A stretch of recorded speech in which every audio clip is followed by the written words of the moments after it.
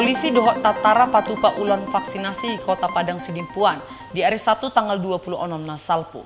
Vaksinasion di lewat 2.000 halak pangisini lua Padang Sidimpuan. Ulaan vaksinasion di patupa di sia inganan, alai gumodang maun di patupa di Gedung Sari Putrana adom di Jalan Jenderal Sudirman. Sadari apalo torob do masyarakat narolaho divaksin, HP gogon divaksinasi sadari holat tu 2.000 halak do, gabe hira godang dona soris dapotan vaksin hinor hontorob ni colma. Alai martahido polisi doho tatara ulakon muse patupa vaksinasi sahatu tanggal 20 bulan nonom, asa anggiat gumodang masyarakat nadapotan vaksin.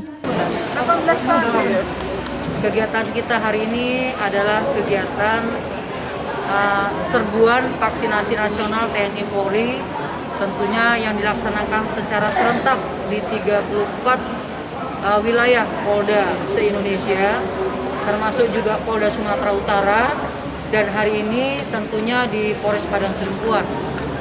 Target kita kegiatan hari ini sesuai dengan capaian adalah 2.000 untuk vaksinasi seperti itu. Di tagam do vaksinasion boi manggabati mara COVID-19 siana masa nungaingon, asa boi dumenggan musei parngoluan di masyarakat. Sian Sidimpuan, Toba TV Mabaritahon.